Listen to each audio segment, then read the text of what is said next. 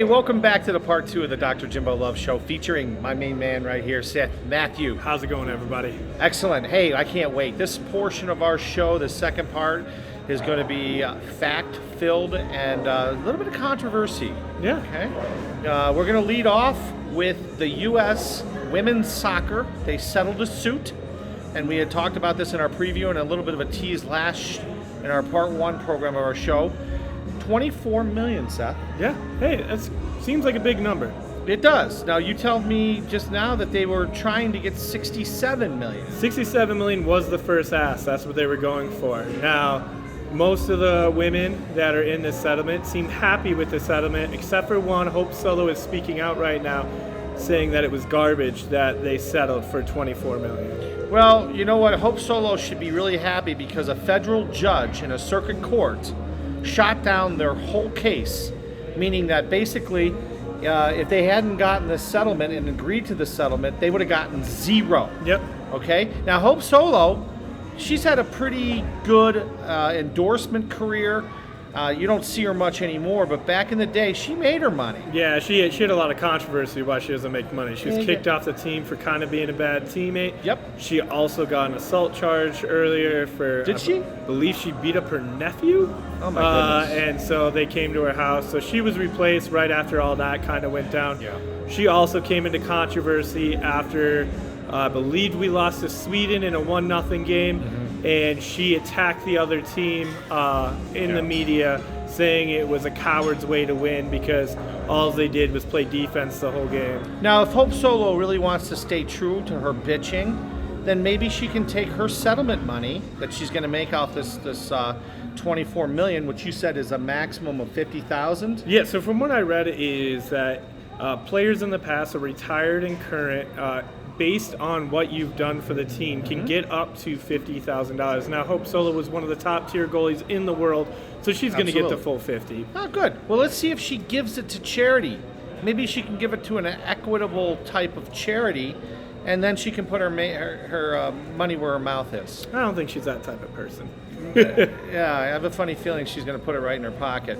And you know what? I'm not going to cut on Hope Solo, but you know what? These women have fought for 6 years. And I've got a lot of our source here. It comes from the Denver Post. So understand that if any of this stuff is a little bit off or if you disagree, please make comments. Let us know. But I am going directly from Wednesday's edition of the Denver Post and an article that I cut out. This has been going on for 6 years. That's been a quick 6 years, hasn't it? It is a quick 6 years. It seems like it just happened. I don't know. So, but, you know, the major things that the women wanted were equitable treatment, okay? Now, equitable is not equal. Yep. Okay? There's a difference between equitable and equal. Seth, tell me what the difference to you is. And I'm throwing this out here because people throw this word around all the time, equitable versus equal. So equitable to me is what they're asking for is not to have these shitty conditions that they keep going into. So a U.S. women's team should get a decent locker room. They should get decent concessions, have food there. We saw it in, I believe it was women's NCAA, that all the men's had the state-of-the-art gyms, everything was great for them. And the women's were in a freaking National Guard armory that they all had little cots where all the men's players were in hotels. So it's that's kind of sad. So it is, and so it all comes down to just having it's basically basic human stuff. Have a normal bed, have a reasonable living where you're not staying 4 to a room. They're not asking for much. Right. They just want decent conditions. Well, there's some of the other ones. Let's go through the other ones. One is artificial turf. Do they want to play on artificial turf or grass? Mm-hmm. I'm going to guess that they want to play on grass because grass is a lot more forgiving. Yep. They want the same charter flights as men. They don't want to be flying, I don't know if they were flying, coach. And the last thing, of course, is they want equal pay. And that's going to be what we're going to focus on. How do you get equal pay? Now, there's some things in this article that are really interesting, and whether or not this goes to fruition and they get the equal pay, or were they just placated with this 24 million? And it's not just 24 million. Understand that 24 million has to come from somewhere. Yep. Where is it coming from? It's coming from USA Soccer, okay? Who makes the most amount of money? Do the women make the most amount of money in USA Soccer, or is it the men's team that generates the most revenue? And it also goes with like World Cup things, so that's another big discrepancy. Yes. Is that's not paid by US, it is done by FIFA. Okay. And the big pay gap is, let's say the United States wins the World Cup, they get $38 million to distribute between their team for the win. Now on the flip side, the women get $4 million, and that is a huge difference. That is a huge gap. And I mean, for American men, no offense, we're not going to win the tournament. We're getting better. But for the women, they've been champions over and over and over again, and they're just doing the math here of like, wow, how much money did I leave on the table? Where if we would have got what men got, they would all have at least probably $2 million just based on all the championships they win. Yep. So I'm going to quote this right now from the Denver Post. Perhaps the most notable, more notable than the actual payment for the players, certainly, but also for the federation, is U.S. Soccer's pledge to equalize pay between men's and women's national teams in all competitions, including the World Cup, in the team's next collective bargaining agreement. So understand something, this settlement is not even close to being over, okay? This is just a stopgap effort. It's to get some money into these women's hands, which a lot of it's back pay. And now we have to watch, okay? And women, you should be watching this, okay? Because we don't know whether or not the collective bargaining agreement is going to be fair. Yeah. Okay? They could just say, you know what? You got your $24 million. Okay, we paid off some of these people, and the most notable people are the people that started this whole lawsuit are Morgan, and her first name's Alex Morgan, Megan Rapinoe, Carly Lloyd, Becky Sauerbaum, and Hope Solo. That's the initial people that started this entire thing. Are they, and now you've told me, they're not the only ones that are going to be paid. But once they have their money, and remember, a lot of these are retired. Morgan Rapinoe and Carly Lloyd are retired. Hope Solo's retired. I'm not sure whether or not Becky Sauerbaum is retired. But will they just decide to go away, take their money, and do their endorsement deals or whatever they're doing for their sources of income, and leave this fight for the new girls? Yeah, the new women. Which I think they will. I'm looking at probably. Definitely Rapinoe and Alex Morgan are probably going to go broadcasting. We saw that with last World Cup team with Mia Hamm and Chastain. They usually are around when it comes to the next World Cup. So I could see them replacing them on the interview and broadcasting side. But yeah, I don't think there's much fight left for them. I mean, they're kind of out of it. I think it is going to go to the new girls, and it's going to be a continued thing to grow. Now, they started it.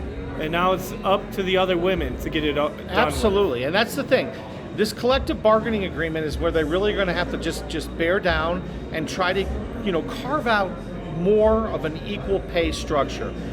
Again, I'm a big firm believer that if these women want to be paid the same amount as men, they need to generate the same revenue. Okay? And what I mean by that is you must go out and promote your sport. The only time people really pay attention to women's soccer is for the World Cup and the Olympics. The World Cup's what, every 2 years or every 4 years? So it's every 4 years. What's going on in between? What are they doing in between? But internationally, I will give the women credit. Okay.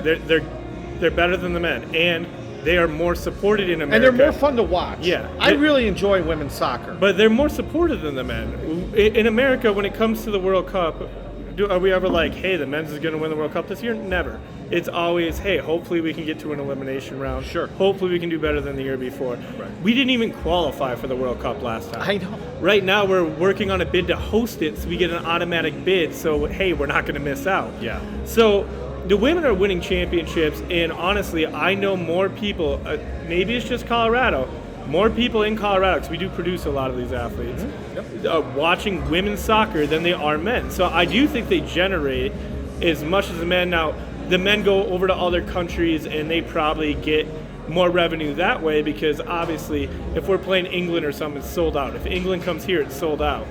But overall, the CONCACAF for us, unless we're playing Mexico, nobody gives a shit. For the women, well, it's... all right, so as far as this stuff goes, what do you think is going to be equal? Do they want to be paid the same amount of money as the men? Or are they going to settle for, what percentage are they going to settle for? Is it going to be 30% of what the men make? Is it going to be 60%? Is it going to be 90%? See, I'm okay with equal pay for the U.S. women's team. Now, there are other affiliates like the Major League Women's Soccer League. I understand why that's not paid like the MLS. And the MLS, if you want to put that on a world stage for men, pays like garbage compared to Europe. But coming down to that, I'm okay with the women's Olympic team, the women's tournament that goes on for the U.S. where they just win the CONCACAF and all that. They should be equal paid. Because you want to know what? That's probably the only national soccer team we're actually paying for victories. Right. Because minus the men who should win the CONCACAF over Mexico, we're not going to win the World Cup, so the CONCACAF's our only hope. The women just won the She Believes tournament. They win they had a bad showing this last Olympics, but they typically are gold medal in the Olympics, and they typically are the World Cup winners. So if they're going to win the champions every time, give them the same bonuses, because they're at least bringing us some proud soccer to say, hey, we're number one. Absolutely. And the other thing that's really nice is that once 6 years ago when this thing started, there's been other countries like Norway, Sweden, and a couple of the other countries in Europe that have also now started going through, and they're going to pay their women more money. And that's a good thing. So just like any kind of movement, it does have a tendency to catch on fire, and the world watches and sees. So what these women did is wonderful. I think they brought awareness to the fact that they were being horribly mispaid. Mm-hmm. And now they've got some money here, at least, going against what the federal judge said. And so I'm excited for them, and it'll be nice. Just to give you an idea here, and this is, again, from the Denver Post article, is that they're getting about 40% of what the men's national players are being mm-hmm. paid. That means the men are being paid 60% more. Yep. That's a pretty big pay gap. It is a pretty big pay gap, and I mean, women's soccer really, to me, didn't become relevant until we won that World Cup. 99. Yeah, and so it's still new compared to men's soccer. We've been around for a long time now. Women's soccer is 10 times more successful than our men's soccer team has ever been. But it's still new. I think it's going to catch up. Other countries, like I believe it was France, they've already done the equal pay thing. And you got to realize this isn't like yearly contract. This is performance-based money. Which is good. Yeah, and so it's not like, hey, just for playing in a tournament, we're going to give you $1 million. Yep, it's going to be, win the tournament, you get paid. Yep. And I'm all for, I honestly wish pro sports would go more to that. I wish it would be more performance-based rather than signing somebody for $100 million and then they don't put up anything. So I do like the performance-based contracts. That's and we'll just quote again, just to kind of expand on this. The men's and women's teams have already held joint negotiation sessions with U.S. Soccer. But to make the deal work, the Federation is seeking a single collective bargaining agreement that covers both teams. The men's players will have to agree to share or surrender millions of dollars in potential World Cup payments from FIFA, the world soccer governing body. So one bad thing about this is that you got to remember the pie is only so big. Mm-hmm. So the men are going to be making less money in order to make this deal work. Well, and the worst part about this is what happens when you don't put money behind a sport? We suck. Yeah. You look at NBA, we dominate when we go to the Olympics or anything. When we use our NBA players, yep. Right now we pay our NBA players way too much because now they don't even want to go to the Olympics for us because that's actually a pay cut to go play and represent the country. But that's the big thing. And they're trying to save their legs. Yeah, it makes for a really, really long season. I mean, I don't agree with it. I think that you country first, mm-hmm. and the league second. But we've also seen that this modern athlete, they have so many revenue streams, from sponsors, and mm-hmm. look at Seth Curry, he's doing this golf thing. maybe they don't want to go play another, in some other foreign thing, and then of all the pressure that's involved. I don't agree with it. Yeah. Okay? If I was an NBA player, I would represent my country every single time I could. And I'll tell you what, one person that should be brought to our attention is Carmelo Anthony. He has been on 4 Olympic basketball teams. Never says no. Never says no. And you know what? He's an ex-Syracuse guy, so of course he's close to my heart.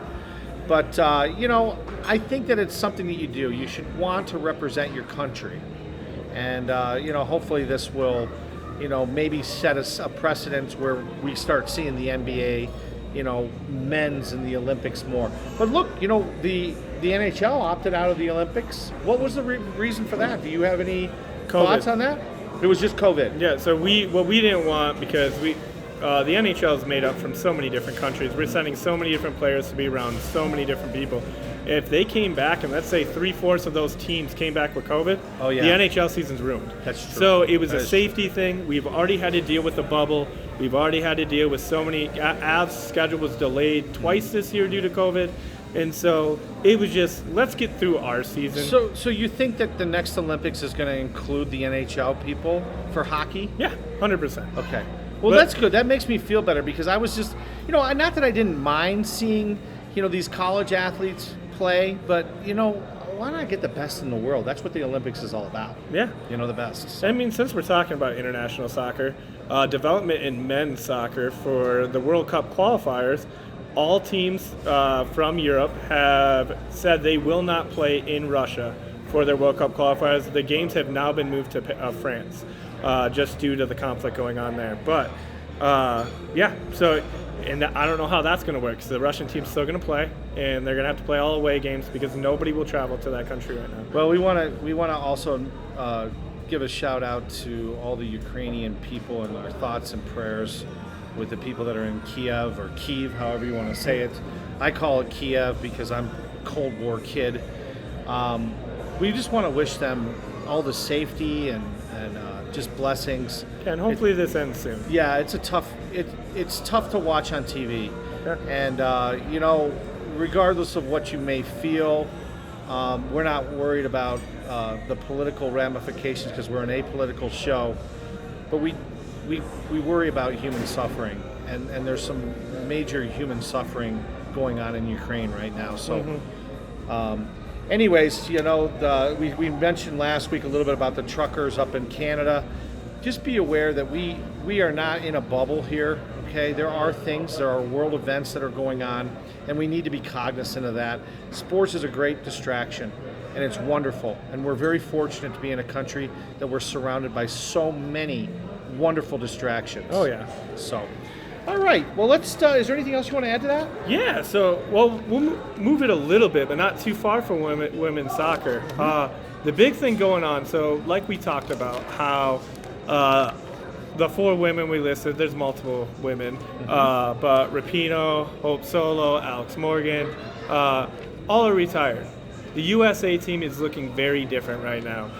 Right now, it is not a rebuild, because we just won the She Believes Cup, so we have a very talented team. It goes to show how deep we go in the United States, with just amazing women that are just amazing in soccer. But we have over 10 players that have played less than 10 games that were on that team, and they're getting their experience. One I want to really point out, and it's mostly because it's a Trinity Rodney. Doing great. She's going to be a dominant force, I think, coming up.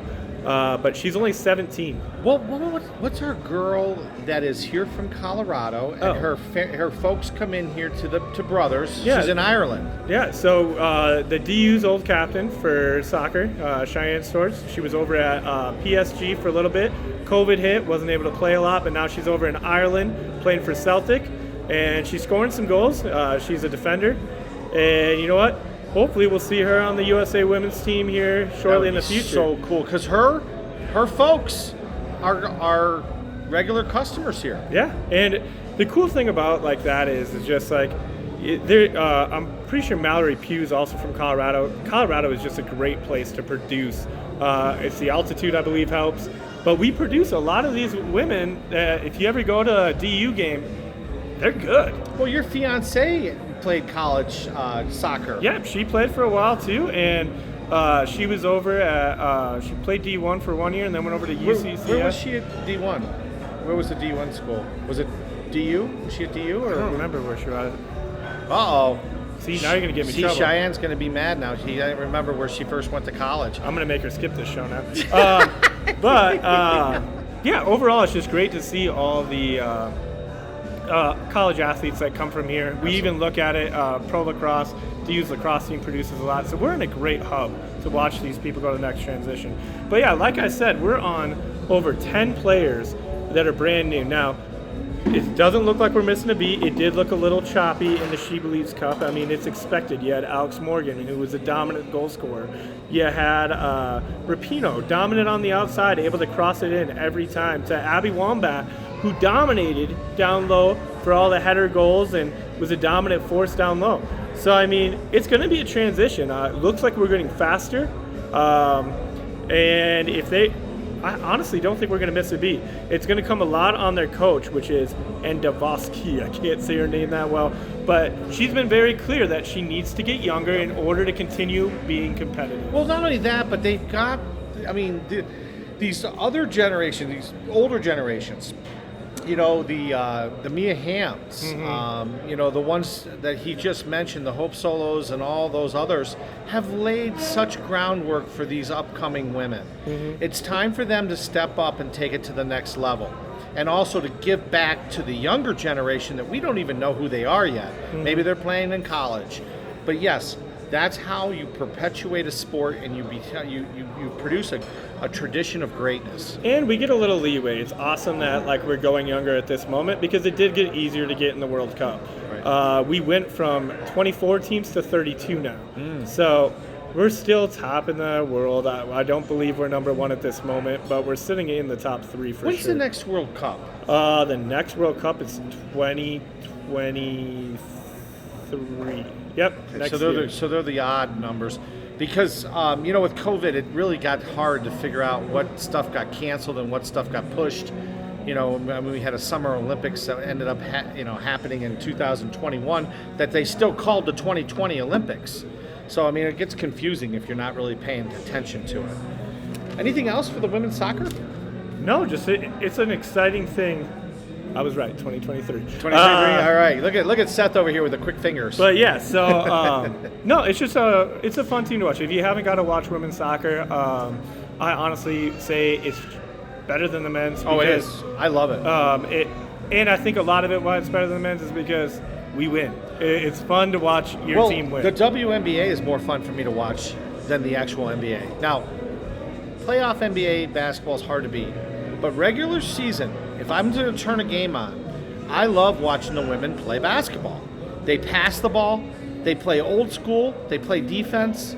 You know, there's not a whole bunch of one-on-one.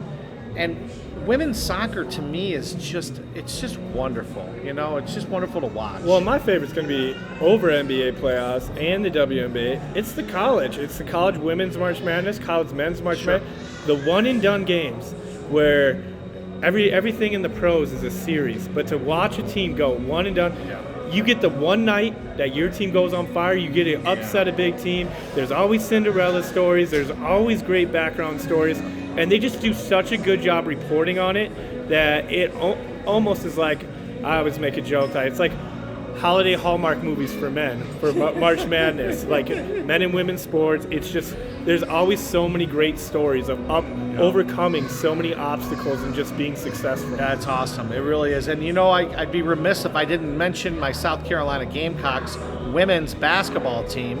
They are still number one in the nation. There's just a great squad down there. So we'll be watching them throughout the tournament. And we'll be covering the women's basketball along with the men's as well, highlighting it, maybe not as in depth as we will, but we certainly will the Final Four of the women's. And, you know, anything else, the women's lacrosse over at DU, they have a really good squad. We may go do a couple live games there, we'll see, but we'll be definitely covering the men's as well. So, all right, well, let's talk a little bit about Phil Mickelson. Lefty. Old lefty. I had an opportunity last year to play golf at Buffalo Run, which is just over here in Reunion. And this gentleman came running up on our tee box, and it was really interesting, because of course we let him join. About the third hole, he mentions to me, by the way, I'm John Rahm's. My sister married John Rahm. Now, John Rahm is #1 golfer in the world right now.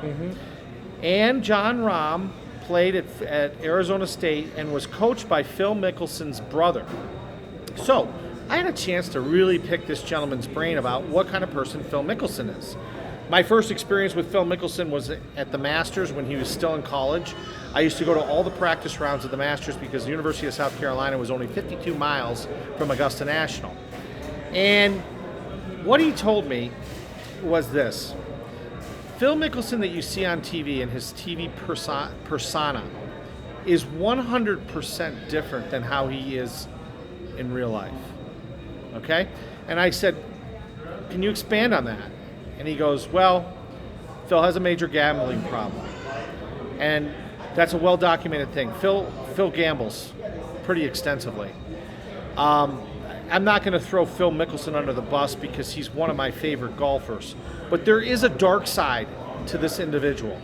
And I don't really believe hearsay. I need to talk to somebody who knows the guy personally, who has first-hand experience, or I need to meet him myself. When I hear the brother-in-law of John Rahm telling me a little bit about what Phil is like, this whole thing doesn't surprise me all that much.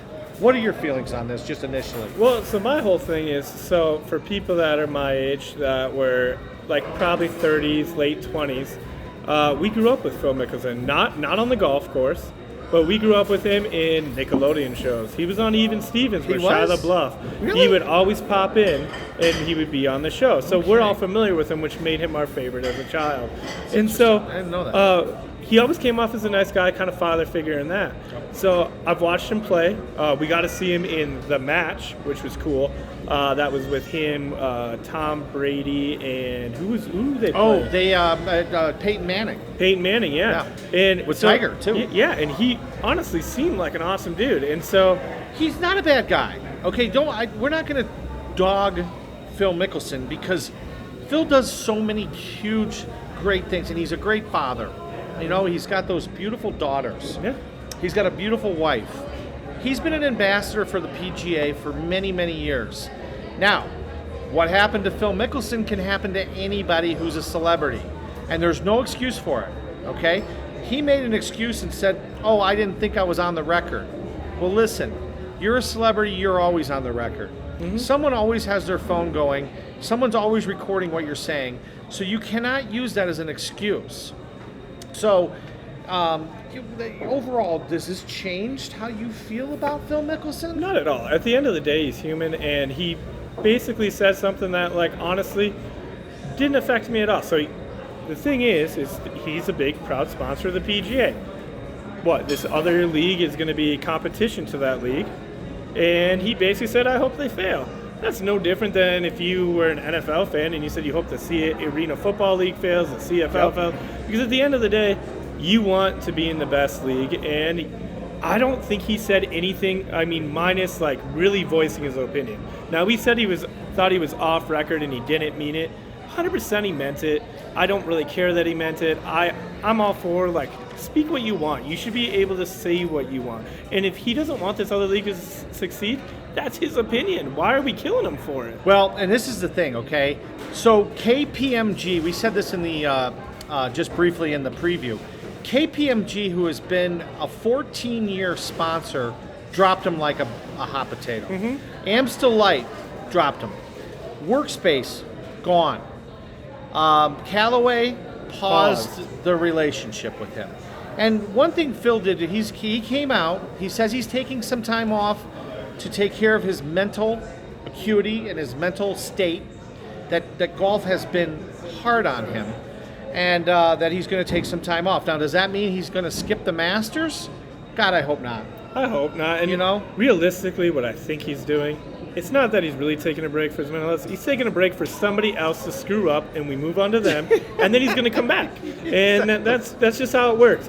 Over time, all is forgiven. Yes. So even though he made a boneheaded comment, and everyone wants to crucify him right now for it, as soon as somebody else screws up, which they will, somebody will be a new controversy next week, that he'll slowly come back, and he'll come back silently. He's not going to make a big announcement, I'm back, because then it puts him back in the spotlight. Right. He's probably just going to register for a tournament and just not say anything and be there. Well, and the thing is that what was so horrible that he said, and I'll quote it right here, is he basically said that the PGA Tour is holding on to $30-40 million that could be better distributed to the players and for overall things. And the PGA can do whatever they want. They are basically a monopoly.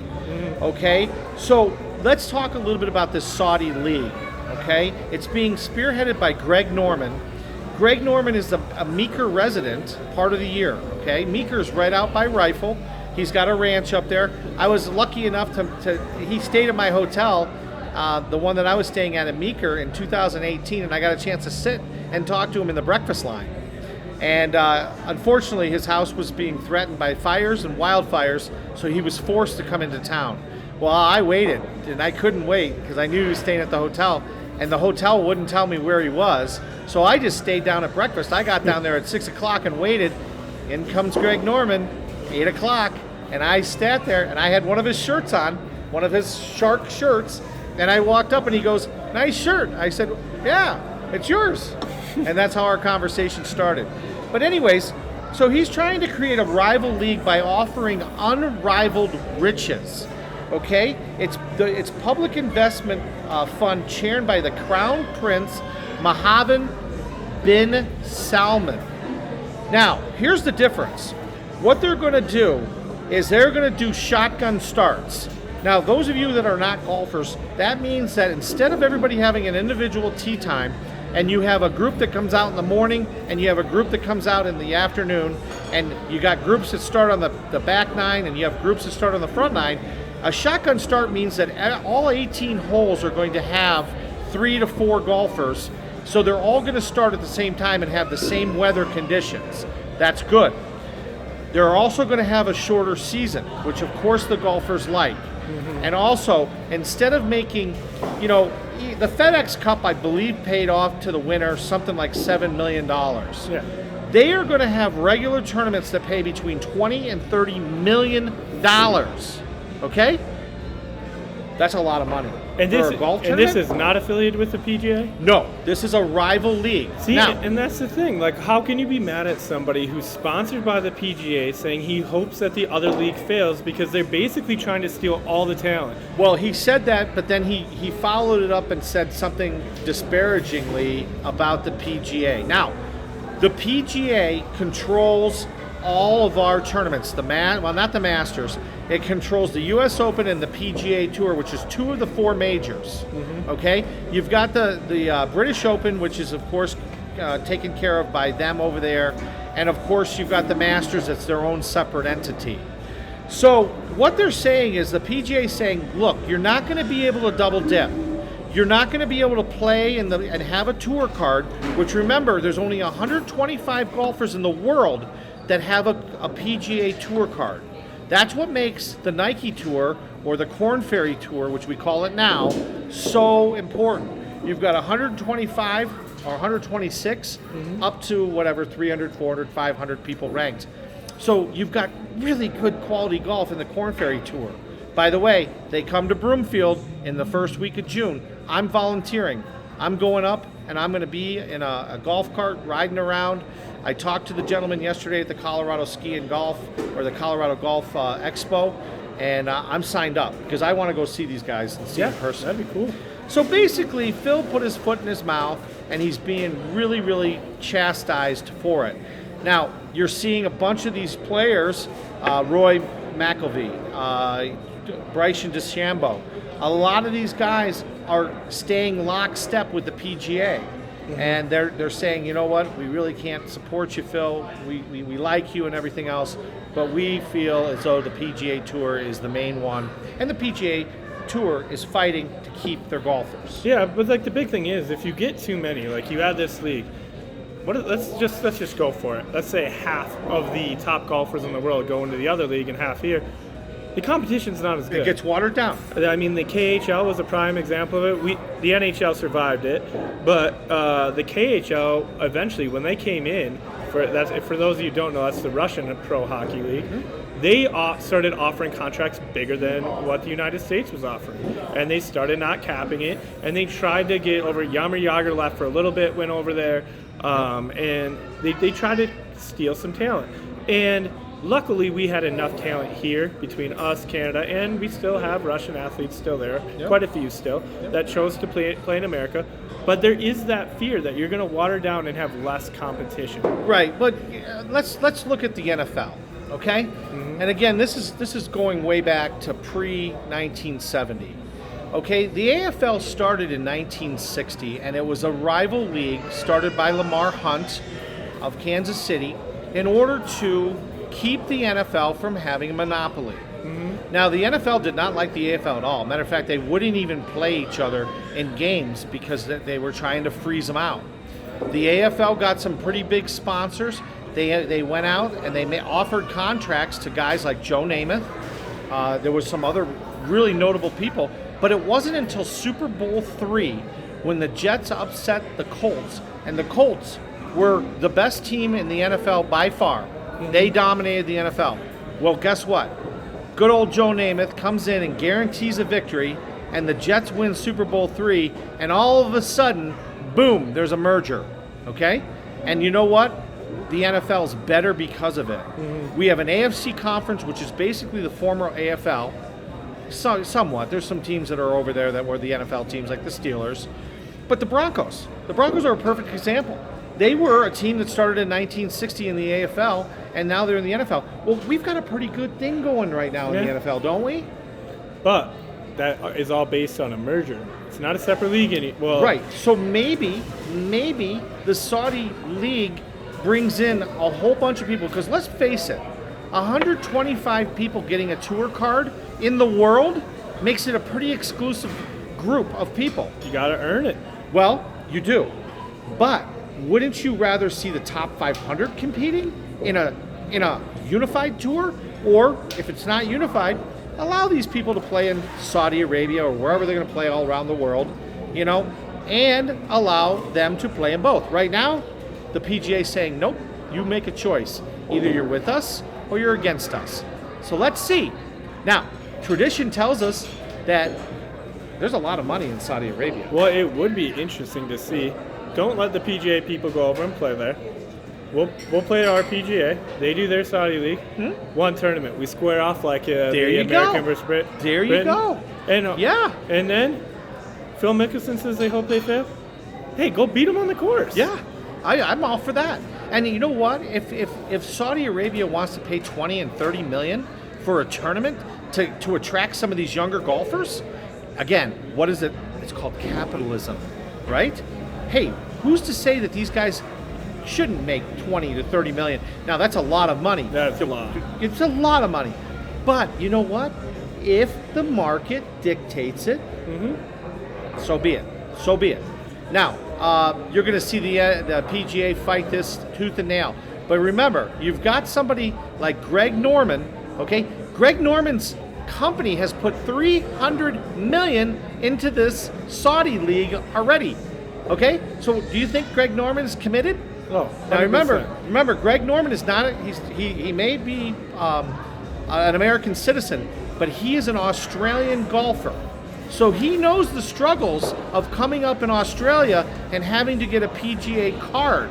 It's not the easiest thing in the world, and he did it back in the 70s and 80s. Remember, he was the #1 golfer in the world for many, many years. This is way, way prior to Tiger. Matter of fact, poor Greg Norman was up 6 shots in the 1996 Masters. Okay? 6 going into the final round, and he lost to Nick Faldo. The next year, who won the Masters? Do you remember 1997? Nope. Tiger Woods. That was Tiger Woods' first major, 1997, and that started the era of Tiger. Now, what they're saying is everybody's looking to Tiger, okay? Is Tiger going to approve the Saudi League? Is he going to stay with the PGA? my guess, he's already spoken out a little bit about it last fall. He's 100% committed to the PGA Tour. So, not so fast, Greg Norman. You got some work cut out for you, and this thing with Phil Mickelson did not help your cause one bit. Yeah, but I mean, it has a lot of potential to be successful. At the end of the day, if you can get with that kind of money, how could it not be successful? And it's going to at least be it's going to be part of the golf for the next 2 or 3 years, because I mean, Greg Norman doesn't throw $300 million at something. He's a very smart businessman, unless he thinks he's going to get something out of it in his company. It'll be interesting to see how many of our PGA players watch this, because obviously, isn't it like a yearly thing that your PGA card? Well, yeah, you have to qualify every single year. So all of a sudden you're sitting there, and if you're looking over at the guy making 30, all of a sudden you're like, I'm not going to qualify for the PGA. I'm going to go over there. Yeah. And they might let it go for a year. Maybe you won't see anything for 2 to 3 years. Well, the problem is that if you play in this tournament, if you play in this league over here, the PGA is saying that you cannot play in any PGA-sponsored event, not just the 2 majors. That means that you cannot go to the John Deere Open or whatever tournament happens to be playing. I believe they're playing this week. They're playing the Honda Classic down in Florida. That's a PGA-sponsored event. That means that if you have to pick one or the other. So if you're on the cusp, say you're somebody who's between 100 and 200 in the world rankings, and you got your PGA card, chances are you're going to play the entire season as one of those 125. What about the person that's 127? Yeah. What about 126? Or another thing to look at, how many tournaments do you have to win? Let's say you go over to the new league and you win 2 tournaments. Does that cover what you would win if you went on a hot streak in PGA? Exactly. So the PGA's got their work cut out for them. And what I think, and my prediction, is that they're going to watch it very closely. Okay? The Crown Prince that we just mentioned, this Mohammed bin Salman, he's got, you think he has deep pockets? He's got deeper pockets than anybody you can even imagine. He's Mike Bloomberg rich, okay? So they're not going to have one bit of problem, and they're not going to care about parting with $20 or $30 million per week or per every other week. Remember, it's going to be a shorter season, and they're going to do some things. One good thing is they're going to force the PGA to negotiate with the players a lot better. So it's going to be overall better, and Phil even said that. He even said a little bit about that. He goes, this is going to make the PGA have to make concessions to its members. True. And that is a good thing. I'm always for labor, not for management. Yeah. Aren't you? Well, you're the manager. I am the manager. No. I guess that was a bad thing to say. But you're a benevolent GM, you know, and I don't like seeing monopolies, and I don't like when people strong-arm people into situations. And that's what the PGA is doing, just like everybody else. And they're trying to keep their exclusivity, you know, and you can't blame them. Yeah. So, all right. Anything else you want to add about Phil Mickelson? No, he's a great guy, and I think he comes out of this just fine. Yeah, I think it's just going to be maybe a couple months off, and he'll be back. I just hope he doesn't blow off the Masters, because, you know, he's so beloved, and Augusta National is really a course that sets up well for his game. I mean, heck, you saw him just win a Masters not very long ago. Yeah.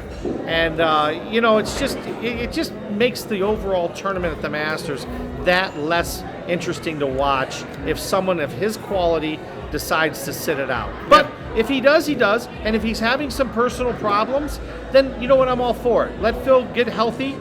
Let him come back stronger than ever and be the ambassador at 52. Remember, he's 52 years old. He's no spring chicken. He'll be moving on to the senior tour anytime now. You remember, the senior tour, you have to be 50 years old. By the way, if you guys want to watch some good quality golf, don't be afraid to watch that senior tour.